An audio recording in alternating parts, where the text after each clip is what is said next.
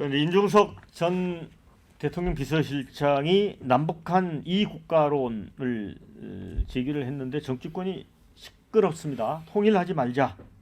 이 객관적 현실 받아들여서 두 개의 국가를 수용하자. 이렇게 이 얘기를 해서 이제 논란을 빚었는데 임 전 실장은 어제도 발언 전문을 봐달라고 하면서 윤석열 정부야말로 김정은 위원장의 적대적 두 국가에 정확하게 동조하고 있다. 이 대립과 갈등으로 치닫는 상황을 바꾸려는 전략적 노력 없이는 임기 말 적대적 두 국가가 상당히 완성돼 있을 것이다. 이렇게 또 이제 공격을 했습니다. 또 민주당을 향해서도 민주당이 재집권하면 대화가 재개되고 비핵화 논의가 이루어질 수 있는 생각도 오산이다. 대단한 오산이다. 이렇게 또 표현을 했습니다. 그런데 이제 민주당 안에서조차도 수석 최고위원인 김민석 의원도 지적을 했지만은 임 전 실장 주장이 좀 너무 나간 것 같다. 이런 지적이 많습니다. 김민석 최고위원은 김대중 전 대통령이라고 하더라도 김정은 북한 국무위원장의 주장에 두 국가론에 동조하지 않았을 것이다. 이런 직격탄을 날렸습니다. 임 전 실장이 어떤 의도에서 이런 발언을 했는지는 모르겠지만 정치적 또 악수가 될 거다 이런 얘기도 있고 어떻게 보세요, 신윤기 대표는? 그러니까 저는 임종석 전 실장이죠. 이제 문재인 네. 정부 때 비서실장을 지냈고 초기 비서실장으로 일을 하신 분인데 저는 지금 임종석 실장의 이런 발언은 현재 헌법 체계와 전혀 맞지 않는 저는 얘기라고 봅니다. 그러니까 지금 북한과 이국가 체제로 가자. 대한민국 헌법은 평화적 방법에 의한 자유민주주의 입각한 통일을 명시하고 있거든요. 그리고 대통령에게는 그 의무로 다 규정이 되어 있습니다. 근데 그 헌법에 부여된 의미를 임종석 비서실장 본인이 뭔데 그거를 이런 식으로 안 해도 된다는 식으로 반헌법적인 주장을 하는지 매우 이거 저는 어색한 주장이라는 생각이 들고요. 그리고 임종석 실장은 본인이 페이스북에 과거에 이제 공적인 일을 좀 그만둘 때 어떤 글을 올렸냐면 원래의 자리로 되돌아가면서 앞으로의 시간은 다시 통일운동에 매진하고 싶습니다라는 글을 올린 적도 있어요. 그럼 마음이 또 몇 년 사이에 또 바뀐 겁니까? 그러니까 이런 식으로 정치를 하니까 저는 국민들의 신뢰를 못 얻는 것이고 아까도 우리가 문재인 대통령 이야기를 했습니다마는 임종석 비서실장이 문재인 정권에 책임이 없습니까? 초기에 윤석열 수사팀장 특검에서 무리한 수사했다라고 이제 와서 규정이 되는 사람을 중앙지검장을 시켰고요. 그것도 5단계단 점프해서 시켰고 그 다음에 서울중앙지검장 하다가도 검찰총장으로 영전시켰다라는 것은 그 잘했다라는 거거든요. 그 인사까지를 이 임종석 비서실장 임기 때 중앙지검장으로 근무했기 때문에 저는 그런 책임감을 좀 느끼신다면은 이런 반헌법적인 주장은 좀 안 했으면 좋겠다. 전 그런 입장 가지고 있습니다. 네, 김준수 부원장님. 일단 정치인이 이렇게 이제 입장을 하루아침에 뒤집으면 국민들이 저 사람이 일관되게 자기 원칙을 가지고 신뢰를 가진 정치인이냐는 부분에 대해서 의문이 생기게 되는데요. 그럴 때 사실상 이 통일 문제를 연구해온 학자라든지 이런 분들이 이런 문제에 직면해 있다라고 하면서 이야기를 하면 어느 정도 국민들이 이런 측면이 있구나 하지만 정치인은 실제 이론가가 아니라 그걸 실행하는, 그걸 실천해 나가야 될 사람인데 이렇게까지 지금까지 해왔던 불과 한 3, 4년 전까지 본인이 통일에 다시 매진하겠다 그러다 이래버리면 정말 이게 이제 말이 안 되는 일이고요. 이 사안이 말하자면 북한 김정은 위원장의 어떤 발언하고 너무 이렇게 일치되니까 역으로 이제 지금 여당과 대통령이 이걸 이제 반헌법적 또 반통일적 이런 식으로 이제 공격에 들어가면서 또 누구는 이것이 이제 정치적 색깔까지 입혀서 오히려 북한의 의견에 동조하는 사람 이렇게 이제 만들어 버리는데 물론 이제 객관적으로 사회적으로 저는 뭐 그런 이야기를 좋아합니다. 사실이 바뀌면 생각이 바뀌어야 됩니다. 그러니까 사실이 바뀌었는데 생각을 안 바꾼 것도 문제죠. 그러니까 지금 남북한의 관계에서 통일이라고 하는 또는 그 이상의 평화를 유지하는 관계가 굉장히 어려워진. 그러니까 북한 김정은 위원장은 적대적 두 국가론을 이야기하는 거고 아마 임종석 위원장은 그래도 평화적 두 국가론으로 해서 친한 이웃으로 지내자 이런 이야기일 것 같은데 이게 문제는 약간의 선구자병.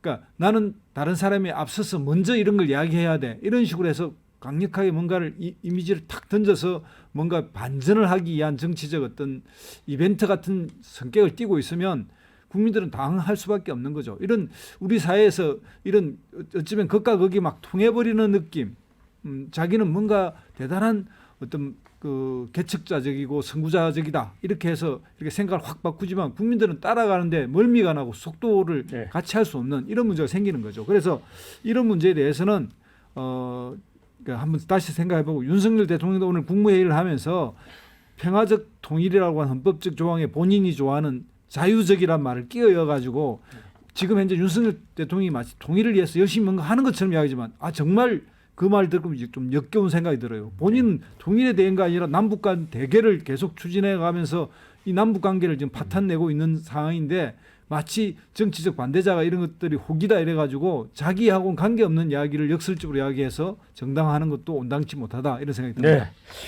저희 이 실시간 보시고 댓글 올려주시는 분들이 굉장히 안목과 수준이 높습니다. 그 임종석 그 이 전 실장에게 영화 올드보이 명대사를 이용해서 댓글 주셨습니다. 최민식이 임종석에게 묻는다. 누구냐 넌? 이런 댓글을 주셨습니다. 김경희 의원님. 그게 당연한 물음이죠. 그러니까 이게 고민이 물론 이제 헌법도 개정을 할 수가 있어요. 보면 우리가 9차에 걸쳐서 헌법 개정을 해왔으니까 헌법 정신도 국민들 대부분이 다 생각이 바뀌면 헌법 정신도 바뀌는 거죠. 근데 제 문제는 저거예요. 북한의 현재의 정권을 잡고 있는 북한의 권력 집단이 그럼 과연 민주적인 정권이냐? 예. 그다음에 북한 국민들에 대해서 전 세계적으로 보편적으로 인정되는 국민으로서의 권리, 속칭 인권을 보장하는 권력이냐? 그다음에 주변에 대한민국을 포함해서 주변 국가들에게 해를 안 끼치고 평화로운 관계를 만들어가는 권력이냐? 단 하나도 아니잖아요, 보면. 저거는 3대에 걸친 세습, 4대, 5대까지 가만히 두면 뭐 갈 독재 세습 정권이고 정상적인 선거 절차가 작동하지 않고 정권에 반대하면 이게 국민들 하시라도 그냥 사형 목숨까지 빼앗는 식의 탄압이 우리 대한민국 체제에서는 상상할 수 없는 인권 탄압이 이루어지는 국가들 아니에요. 그러면서도 정치나 경제는 사실 인민들 굶어 죽는다는 얘기들이 아직까지도 나오고 있는 거 아니에요, 보면. 저건 국가라고 할 수도 없는 게 우리 한반도 북쪽을 사실상 점령하고 있는 거 아니에요. 네. 근데 임종석 실장의 얘기는 저 권력을 용속시켜 주자라고 해석이 될 소지가 많잖아요. 네. 그래서 아까 댓글 쓴 우리 시청자 말씀대로 당신 누구십니까? 당신은 누구시고 무슨 생각을 하십니까? 이 얘기를 할 수밖에 없는 거죠. 네. 댓글 중에 얼짱수배자였던 임종석 이번에 많이 상하셨던데 점점 생각도 상한 것 같습니다. 이런 의견을 주셨습니다. 김영주 의원님. 네. 근데 정말 임종석 실장 이 발언이 정치적 조급증에서 나온 걸까요? 아니면 지금 오세훈 시장이 이야기하는 것처럼 충북, 종북을 넘어 충북이라고 했거든요. 네. 제가 임 실장하고 같이 살아온 역사가 30년입니다. 예. 그 임종석 실장은 두 가지 오해를 받고 있는 것 같아요. 그러니까 실제적으로 감옥 갔다 온 이후에 지난 30년 동안에 전혀 종북하지 않았고 전혀 운동권적이지 않았습니다. 네. 근데 정치권 내에서의 이미지 메이킹은 매우 친북, 종북, 운동권 이미지를 여전히 갖고 있다라고 하는 면에서 그런 이미지를 갖고 계시는 여당의 많은 분들이 그렇게 생각하시더라고요. 여전히 그런 생각 속에서 하는데 저는 아마 김두수 소장도 그렇게 동의하겠지만 처음부터 별로 그런 생각이 없었다. 나는 오히려 그게 더 한 표를 두고 싶고요. 다만 실제로 보면 김민석 그 최고가 무슨 DJ도 반대한다 하는데 사실 내용으로 들어가 보면 사실은 낮은 단계의 연방제, 남북연합이라는 것이 실제적으로 어떤 의미에서 두 국가 체제를 인정하면서 통일로 가자라는 전제예요. 근데 지금 이제 임종석 실장은 통일을 하지 말자 하면서 두 국가 체제 하기 때문에 혼란을 만들어 놓습니다. 그런데 저는 임 실장이 장소도 잘못 선정했고 9.19 합의라고 하는 장소도 잘못 선정했고 과정에 대한 그 설득력도 부족했다고 생각합니다. 저는 오히려 개인적으로 보면 임 실장의 지금 이 이야기가 굉장히 저는 설득력이 있다고 생각해요. 최근에 아마 차트 리퍼블릭이라고 하는 책이 나왔는데 아예 남북 통일이 된다면 사실은 더 힘들어지니까 사실 내부 식민자 아닙니까? 북한 인민들이 한국에 와서 접시 닦게 하고 사실은 막 공사판에 돌아서 한국은 잘 사는데 뭐 종이 되는 체제죠. 그게 통일입니까? 이제 이런 의미이죠. 그렇다면 차라리 통일 안 하는 반 못하다라는 거고 차타 리퍼블릭이라는 것은 아예 통일이 되는 북한이 함몰되는 순간에 합치지 말고 아예 북한은 별도의 부동산 투자를 통해서 개발하고 그 뒤에 합치자.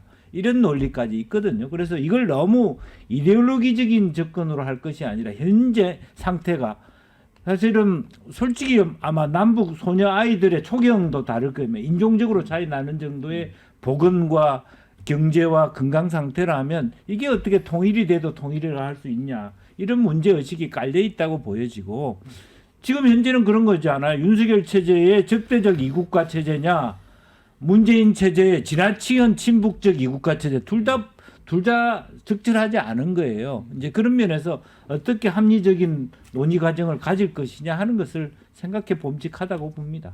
그런데 이제 이 문제를 계기로 이제 여권 정치인 특히 이제 오세훈 시장이 종북인 줄 알았더니 충북인가 라면서 어찌 보면 약간 색깔론을 제기하는 듯한 그런 입장을 보였거든요. 그러면서 이재명 조국 두 대표도 입장을 내놓아야 한다. 그런데 이제 민주당의 충북도당 위원장이 오세훈 시장은 오세 수준의 말장난이다. 그러니까 오세훈 할 때 오세를 그러니까 오세로 보고. 실제로 저는 졸갑증이 난 거는 임종석이 아니고 오세훈이다. 저는 그렇게 봅니다. 그래서 사실은 충북이라는 게 한자로 보니까 충성할 충자의 북녘북자 그래서 같더라고요. 글쎄, 근데 이재명 조국 두 대표도 입장을 이거 내놔야 되는 겁니까? 그 민주당 같은 경우는 이제 수석 최고위원이 입장을 냈잖아요, 사실. 어떻게 보세요? 입장을 내놔야 된다고 해요?